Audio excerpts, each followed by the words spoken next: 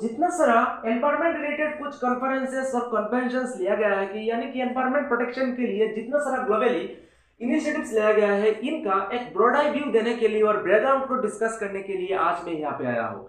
तो देखिए पहला क्या हुआ, जब से ह्यूमन सिविलाइजेशन स्टार्ट हुआ है तब से we are just get our economic benefits, we are try to damage our environment more and more. No one is bother about our environment. लेकिन इन 1962 पे एक साइलेंट स्प्रिंग नाम का जब एक बुक पब्लिश हुआ, तब से हम लोगों को लगने लगा यार what we are doing to get our economic benefit, we are just harming our environment, it not a good gesture for our future generation. तब से ग्लोबली मतलब एक कंसर्न सा लगने लगा यार एनवायरनमेंट को प्रोटेक्ट करना चाहिए। तो क्या हुआ, यूनाइटेड नेशन की तरफ से पहली बार ग्लोबली एनवायरनमेंट प्रोटेक्शन के लिए कुछ कॉन्फ्रेंसेस लिया गया है। ठीक है, तो आज के दिन तक यानी कि 2020-25 तक यूनाइटेड नेशन की तरफ से 4 ही ब्रॉड कॉन्फ्रेंसेस लिया गया है एनवायरनमेंट को प्रोटेक्ट करने के लिए। तो ग्लोबली जो फर्स्ट कॉन्फ्रेंस लिया गया है कि एनवायरनमेंट को प्रोटेक्ट करने के लिए, इसका नाम स्टॉकहोम कॉन्फ्रेंस इन 1972, और दूसरा वाला लिया गया है कि रियो अर्थ समिट इन 1992, दूसरा वाला कहा जाता है कि रियो अर्थ समिट इन 1992, और तीसरा वाला रियो प्लस 10 2002 में लिया गया है, और चौथा वाला जो है रियो प्लस 20 इन 2012। तो these are the 4 environment related conferences लिया गया है यूनाइटेड नेशन की तरफ से ग्लोबली। ठीक है, तो पहला वाला जो कॉन्फ्रेंस है स्टॉकहोम कॉन्फ्रेंस इन 1972, इनका भी कुछ महत्वपूर्ण आउटकम्स है। इनमें से मोस्ट इंपोर्टेंट जो आउटकम है establishment of UNEP, United Nation environment programme in 1972। इसका मेन गोल ये है कि to monitor, assess, coordinate, guide, support globally environment related problems and issues.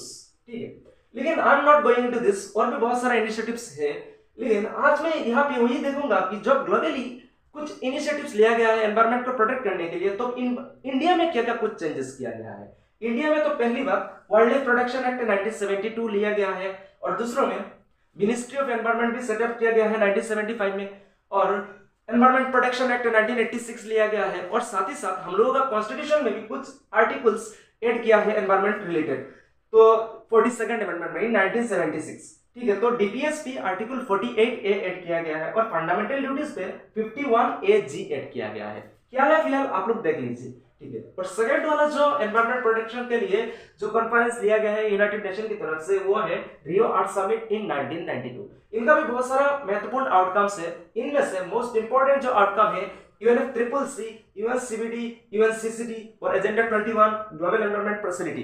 ठीक है, so out of all this outcomes UNFCCC, UNCBD and UNCCD, इन तीनों का हर साल every year annual meeting होता रहता है, एंड एवरी मीटिंग को कॉन्फ्रेंस ऑफ पार्टी कहा जाता है।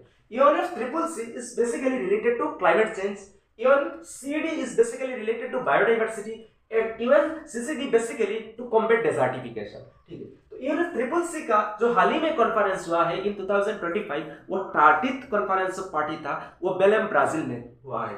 इनका आउटकम्स क्या क्या है वो आप लोग देख लीजिए, I am not going to discuss here.